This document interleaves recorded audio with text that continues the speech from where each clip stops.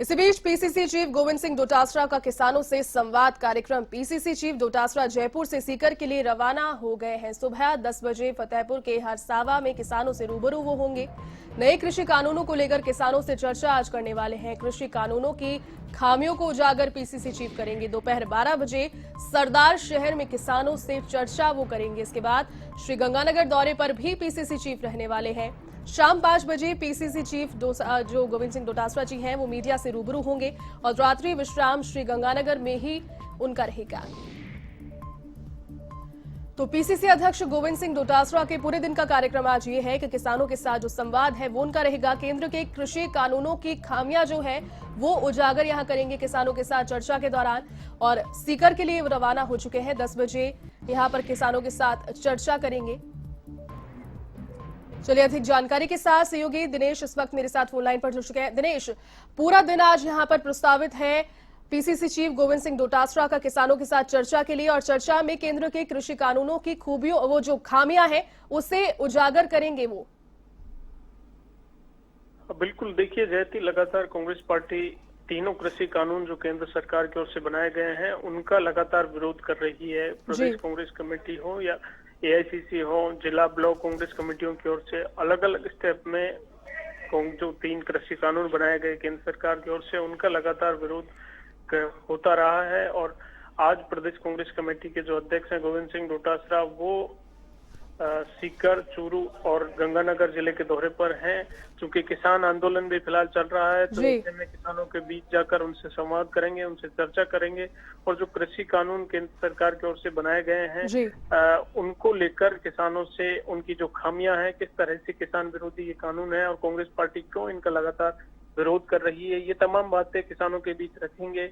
आज देश भर में लगातार किसान जो आंदोलन है वो जोर पकड़ता जा रहा है। केंद्र सरकार से किसान संगठन है उनकी बातचीत भी चल रही है, लेकिन कांग्रेस पार्टी का एक ही तर्क है कि जो कानून केंद्र सरकार ने बनाए इनसे किसान कमजोर होगा और केंद्र सरकार को तीनों कानून वापस लेने चाहिए। तो प्रदेश कांग्रेस कमेटी के अध्यक्ष किसानों से बीच जाएंगे, उनसे चर्चा करेंगे और जो खामियां इन कानूनों में रही है, चूंकि बगैर चर्चा के कांग्रेस का आरोप है कि संसद में भी, लोकसभा में और राज्यसभा में भी डिबेट नहीं हुई और ऐसे में इन कानूनों को पारित करवा दिया गया। तो इन कानूनों को वापस लेना चाहिए, किसान हित में ये कानून नहीं है।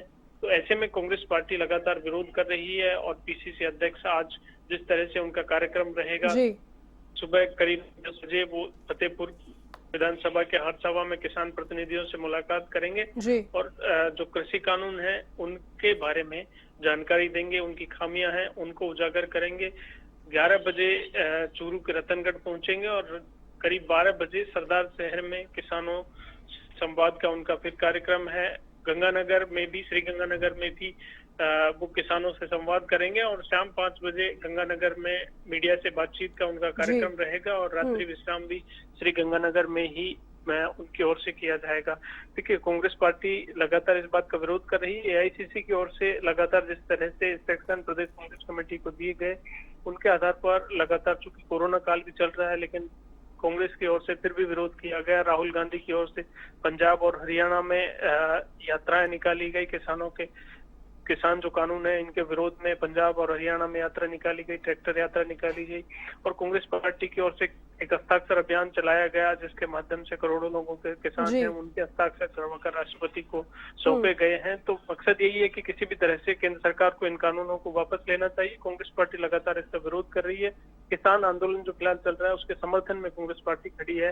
तो आज किसानों के बीच जाकर पीसीसी अध्यक्ष का मकसद यही है कि किसी भी तरह से इन कानूनों की जो खामियां हैं वो किसानों के बीच कांग्रेस पार्टी लेकर जाए। इस तरह से बीजेपी ने, केंद्र सरकार ने बगैर चर्चा के जो कानून बनाए हैं इनको वापस लिया जाए। बिल्कुल दिनेश, ऐसे समय में जब पूरे देश में जो किसान आंदोलन है वो अपने पूरे चरम पर है, प्रदेश कांग्रेस की ओर से एक नुमाइंदे के तौर पर जाना और धरातल पर जाकर समक्ष तौर पर प्रैक्टिकली किसानों से बात करना, चर्चा करना और खामियों को उजागर करना कितना ज्यादा महत्वपूर्ण रहेगा? कितना लिहाज बढ़ जाता है इस बात से कि इस समय में जब किसान जो है प्रदेश से भी कूच करने के लिए तैयार है दिल्ली की ओर? देखिए, केंद्र की ओर से ये कानून बनाए गए हैं और केंद्र में कांग्रेस विपक्ष की भूमिका में है, तो ऐसे में इस एक मजबूत विपक्ष की भूमिका में कांग्रेस को ये अपनी भूमिका निभानी है कि किसी भी बिल्कुल। तरह से जो केंद्र सरकार ने कानून बनाए हैं जी। उन कानूनों में जो खामियां रही, हालांकि संसद से सड़क तक कांग्रेस ने इसका विरोध किया, राज्यसभा में विरोध किया, लोकसभा में विरोध किया, लेकिन उसके बावजूद ये जो कानून है वो बन गए। जो बिल केंद्र सरकार अध्यादेश लेकर आई थी वो कानून बन गए। ऐसे में कांग्रेस पार्टी पहले संसद में और उसके बाद अब सड़क पर लगातार विरोध प्रदर्शन कर रही है। लेकिन अब जब चूंकि किसान आंदोलन एक अग्र रूप ले चुका है और किसान दिल्ली में पहुंच चुके हैं, दिल्ली के आसपास के इलाकों में किसानों के पड़ाव जारी है और केंद्र सरकार से बातचीत भी उनकी चल रही है, तो कांग्रेस का एक मुख्य विपक्ष की भूमिका में ये तद है कि किसी भी तरह से किसानों को, जो किसान कानून बनाए गए हैं, कृषि के संबंध में जो संशोधन केंद्र सरकार की ओर से किए गए हैं, उनकी खामियों को उजागर किया जाए और किसानों को बताया जाए कि किस तरह से केंद्र सरकार ने कानून बनाए वो किसानों को कमजोर करते हैं।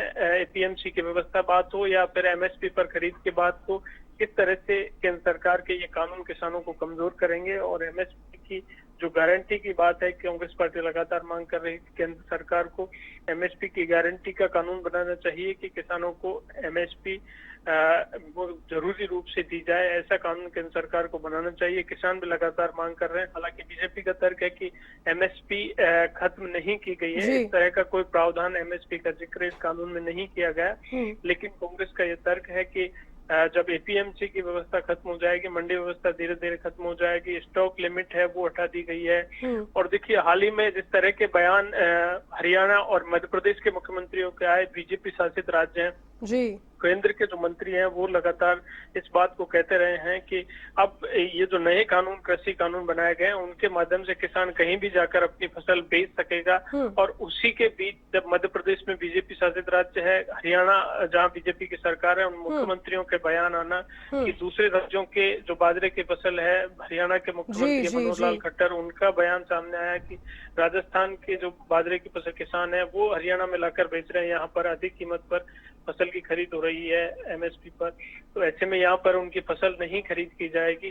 तो केंद्र सरकार के जो कानून है उनको किसी भी तरह से सस्ता बताया जा रहा है कि ये कानूनों का कोई मकसद नहीं है। जब बीजेपी के जब मुख्यमंत्री हैं बीजेपी शासित राज्यों के, वो ही इस कानून को मानने के लिए बाध्य नहीं है, तो ऐसे में इन कानूनों का क्या महत्व रह जाता है। कांग्रेस के लगातार इस बात को लेकर भी कांग्रेस हमलावर हो रही है और पीसीसी अध्यक्ष का मकसद भी यही है किसी भी तरह से इन कानूनों की जो खामियां हैं उनको जनता के बीच लेकर जाया जाए। और इसी मकसद से आज गोविंद सिंह डोटासरा किसानों के बीच जाएंगे, चर्चा करेंगे और उनको इस कानूनों की खामियां उनको उजागर करेंगे। जी दिनेश, चलिए बहुत शुक्रिया तमाम जानकारी के लिए।